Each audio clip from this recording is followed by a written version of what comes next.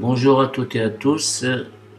Nous voilà, on va continuer la correction de l'examen du baccalauréat de 2021, session normale pour les filières sciences maths A et B.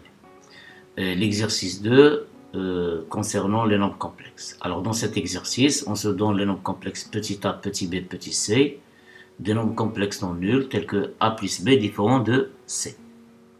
Question 1 petit a. Résoudre dans l'ensemble, c'est l'équation d'inconnu z, c'est l'équation E, définie par z carré moins a plus b plus c, le tout qui multiplie z, plus c qui multiplie a plus b égale à 0. Petit b, on suppose dans cette question que a est égal à i, b est égal à ei pi sur 3 et c est égal à moins b. Écrire les deux solutions de l'équation E sous forme exponentielle. La question 2, le plan complexe est rapporté à un repère orthonormé direct au UV. On considère les trois points A d'affixe petit a, B d'affixe petit b et C d'affixe petit c qu'on suppose non alignés. Et soit les points grand P d'affixe petit p, le centre de la rotation d'angle P sur 2 qui transforme B en A, et Coulomb d'affixe petit Coulomb, le centre de la rotation d'angle moins P sur 2 qui transforme C en A, et D d'affixe petit d, le milieu du segment BC. Question petit a, montrer que 2P est égal à B plus A moins B qui multiplie I. Et 2Q, 2 Coulomb est égal à C plus C moins A qui multiplie I. Petit b, calculons P moins D sur Q moins D. Petit c, on déduire la nature du triangle PDQ. Question 3, soit E le symétrique de B par rapport à P, et F le symétrique de C par rapport à Coulomb, et K le milieu du segment EF. Petit a montre que l'affixe de K et petit k est égal à plus I sur 2 qui multiplie C moins B. Et la dernière question montre que les points K, P, Coulomb et D sont cocycliques. Voilà, c'est tout pour cet exercice numéro 2 concernant les nombres complexes. Alors, voilà l'exercice 2 devant nous. On commence la correction de cet exercice. Alors, dans cet exercice, on se donne trois nombres complexes non nuls, A, B et C, qui appartiennent à C étoile à la puissance 3, avec la condition que A plus B est différent de C. Question 1, résolvons dans C l'équation E, c'est Z carré moins somme de A plus B plus C qui multiplie Z, plus C qui multiplie A plus B est égal à 0. Alors, on peut... si vous voulez utiliser le discriminant, on calcule le discriminant de l'équation E, puis on détermine les solutions. Comme on peut remarquer ici que le coefficient de Z, alors remarquons que le coefficient de Z dans l'équation E, c'est A plus B plus C. Pardon, c'est moins A plus B plus C. Alors je l'écris comme ça, A plus B entre parenthèses, plus C entre parenthèses, pour faire apparaître cette forme, A plus B plus C. Et celui de terme constant, c'est celui-là, c'est C qui multiplie A plus B. Alors, on sait toutes et tous qu'il y a une relation entre les racines ou bien les solutions d'une équation de second degré et le coefficient.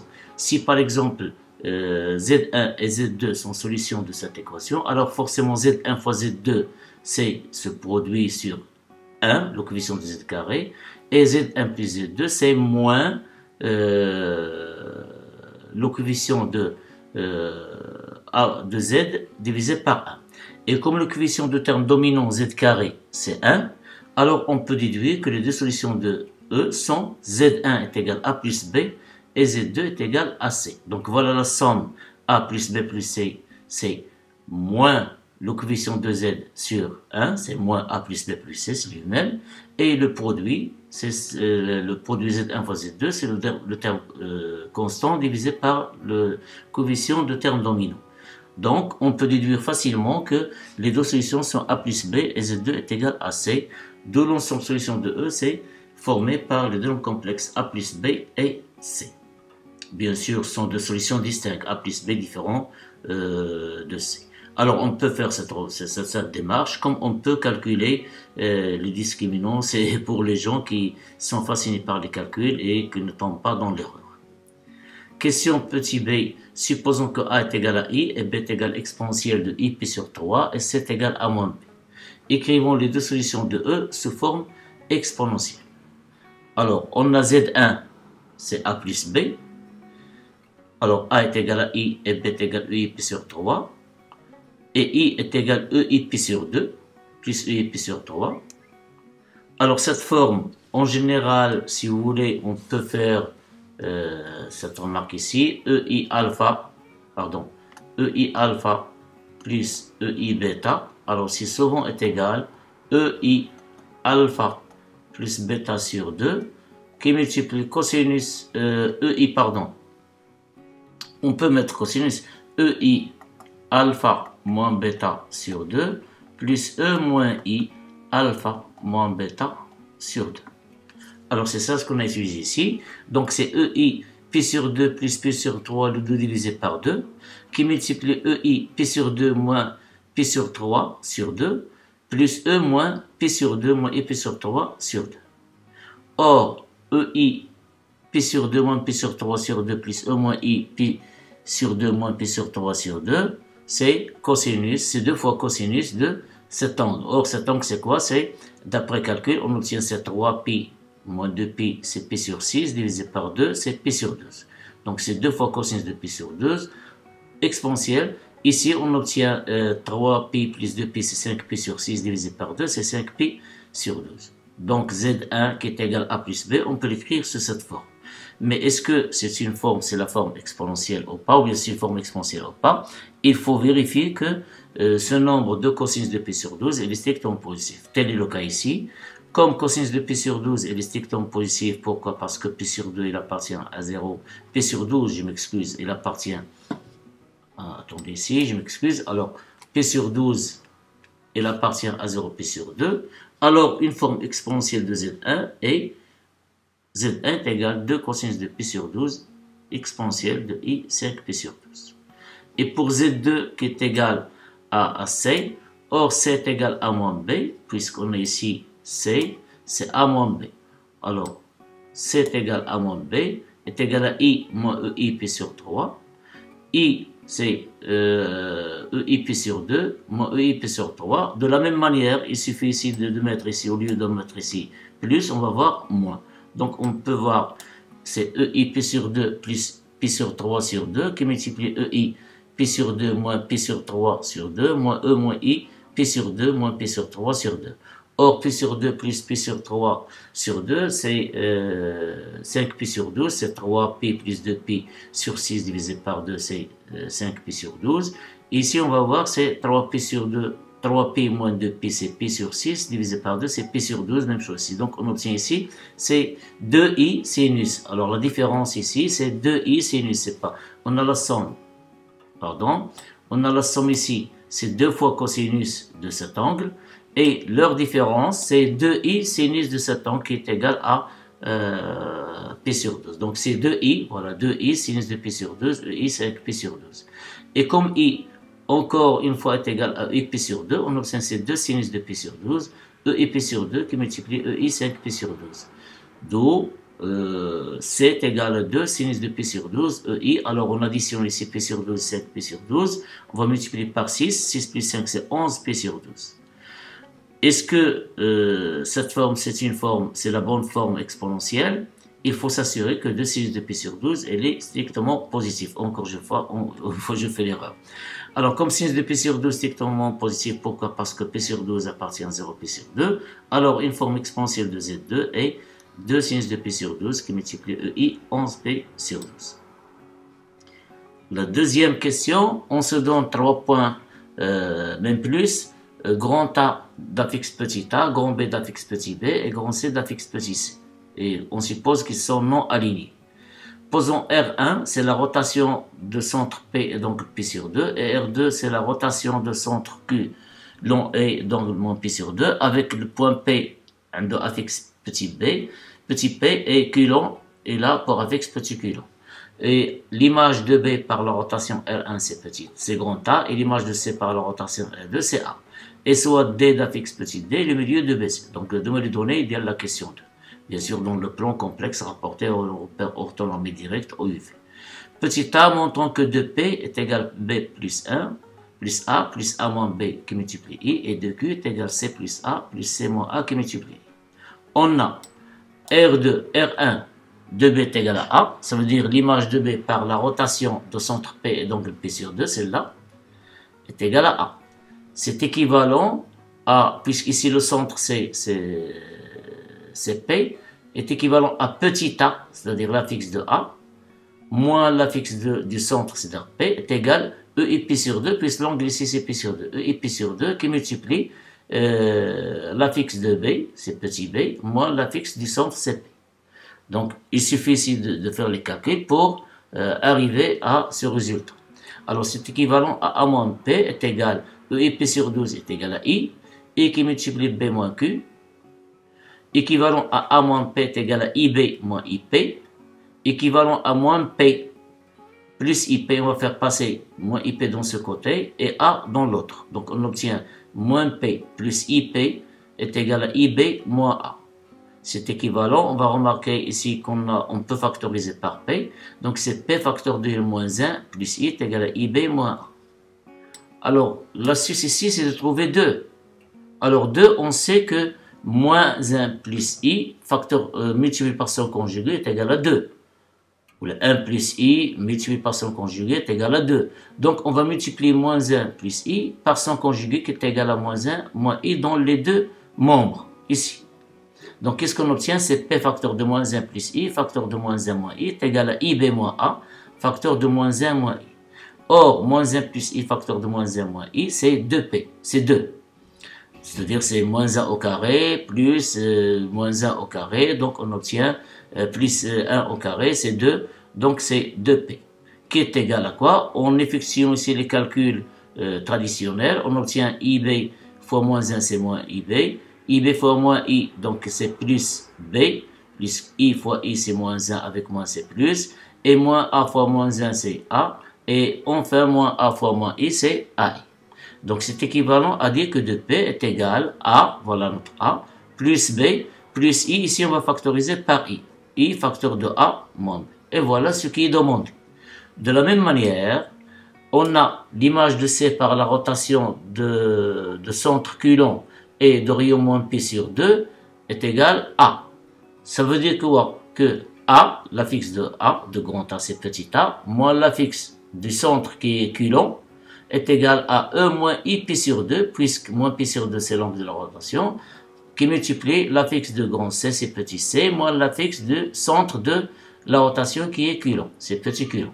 Donc c'est équivalent à A moins Q, E moins I pi sur 2, par définition c'est moins I qui multiplie C moins Q, on obtient c'est moins IC plus EQ, moins avec moins c'est plus EQ.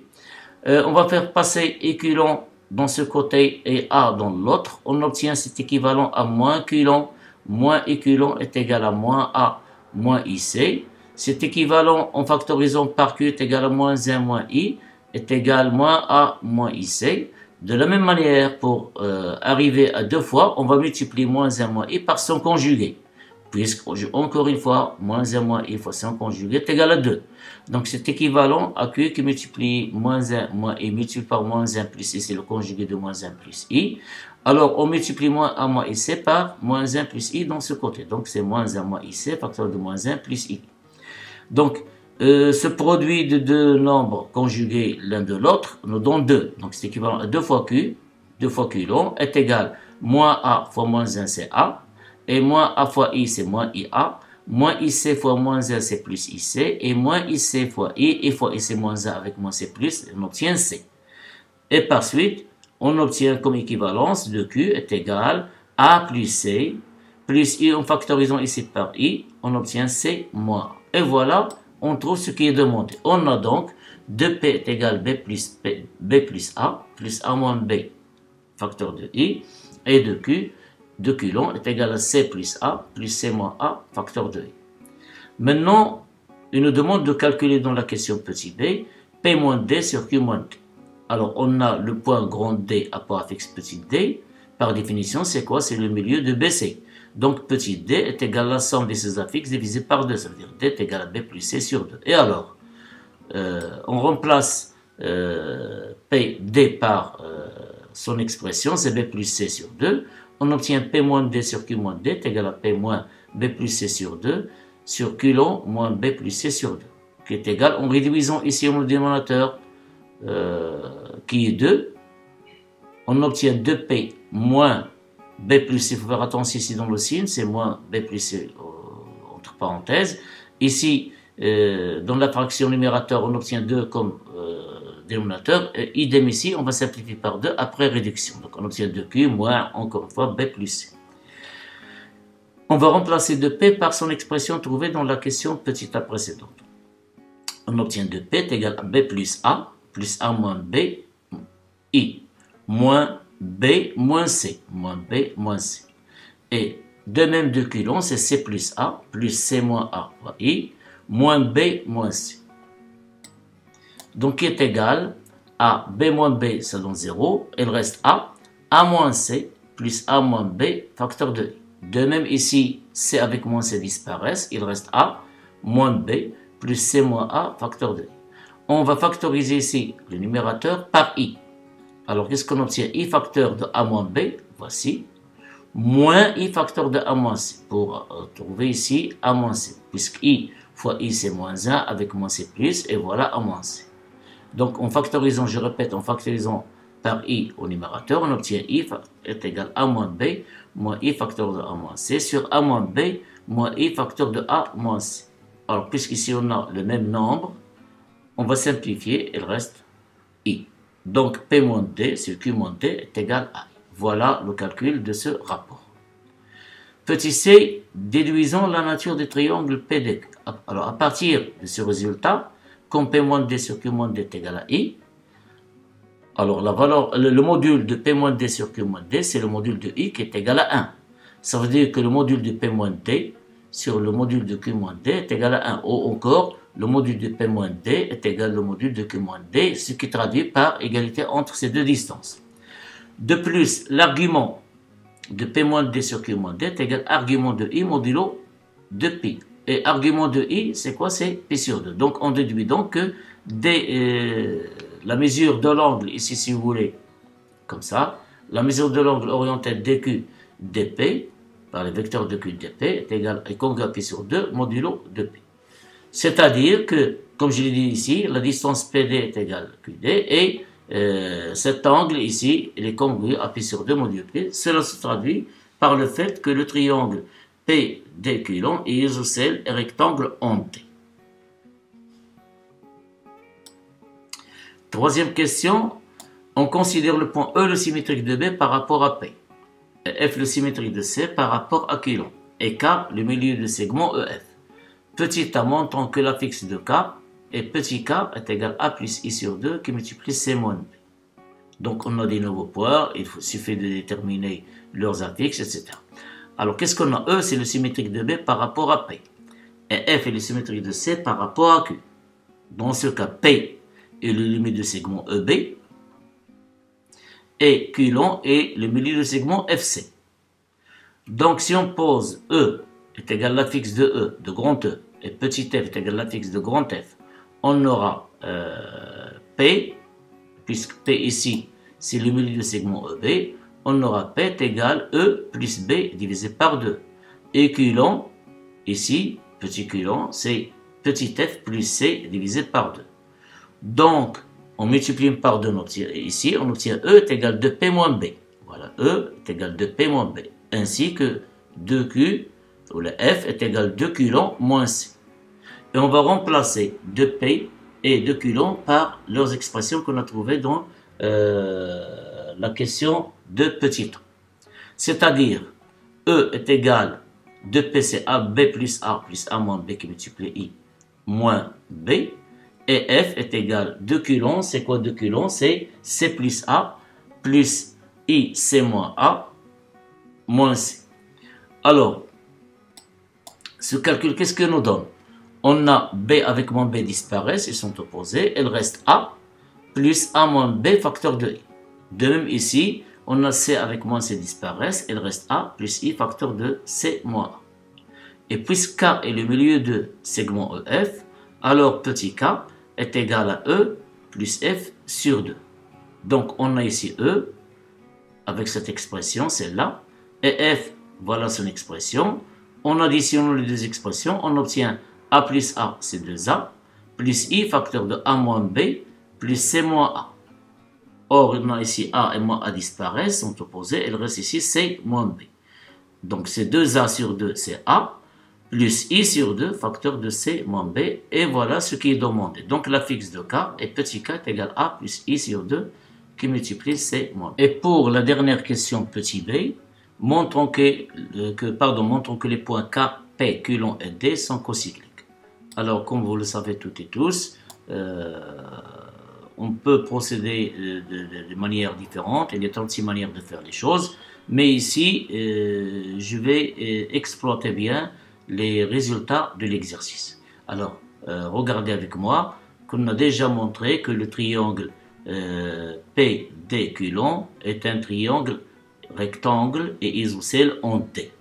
Alors, puisqu'il est rectangle, ça nous suffit tout d'abord. Puisqu'il est rectangle, ça veut dire qu'il existe un cercle, un seul cercle qui est circonscrit à ce triangle. Ça veut dire qu'il existe un cercle qui passe par les points D, P et Q long.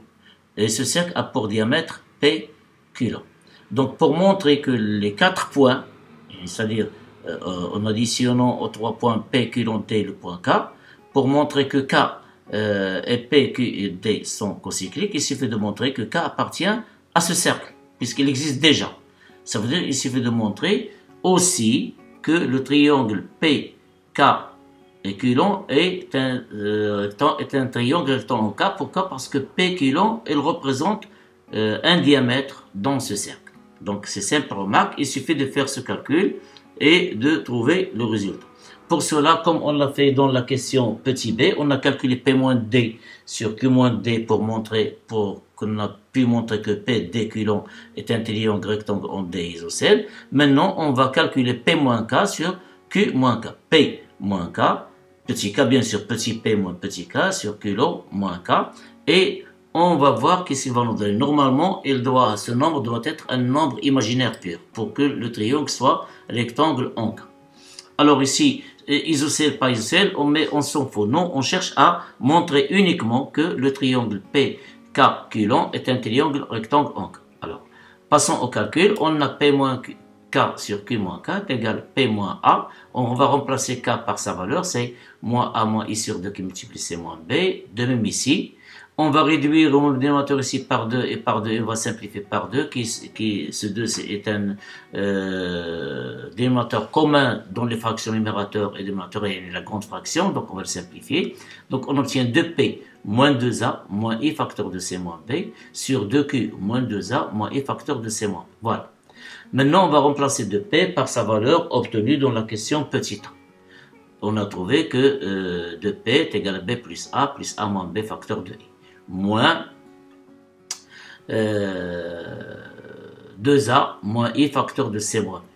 Et 2Q, on a trouvé qu'il est égal à C plus A, voilà, moins I facteur plus I facteur de C moins A, le voici, moins 2A moins I facteur de C moins B. Alors ici, j'ai interverti, j'ai pas respecté l'ordre, mais ça ne pose pas de problème. Donc, on obtient A et moins A, c'est moins A. A et moins 2A, je m'excuse, c'est moins A. Donc, c'est B moins A, plus I, facteur de A moins B, moins C plus B, puisqu'il y a ici moins devant la parenthèse. C'est moins C plus B. Et le dénominateur, c'est C plus A moins 2A, c'est C moins A, plus I, facteur de C moins A, aussi ici, c'est moins C plus B, puisque moins 1 est devant la parenthèse. Alors, simplifions ici les calculs entre parenthèses. On obtient B et moins B, c'est 0. Il reste A moins C. Donc, c'est B moins A plus I facteur de A moins C. De même, ici, c'est C moins A plus I facteur de B moins A. Remarquons qu'on peut factoriser C par I en numérateur. Qu'est-ce qu'on obtient? I facteur de A moins C, voilà, moins I facteur de B moins A, puisqu'on a ici plus B moins A. Donc, I fois I, c'est moins 1, avec moins, c'est plus. Et au dénominateur, on va factoriser par moins. Pourquoi? Parce qu'ici, on a 1 moins C, ici, c'est moins A. Donc, on va factoriser par moins. On obtient moins facteur de A moins C. Plus ici, on a plus I facteur de B moins A. Il devient moins I facteur de B moins A. Alors, puisque ces deux nombres sont les mêmes, on obtient I sur moins 1, c'est moins. Donc, notre nombre, celui-là, ce rapport est égal à moins I. C'est un nombre imaginaire pur. Et par suite, donc le triangle KPQLon est isocèle, rectangle en K.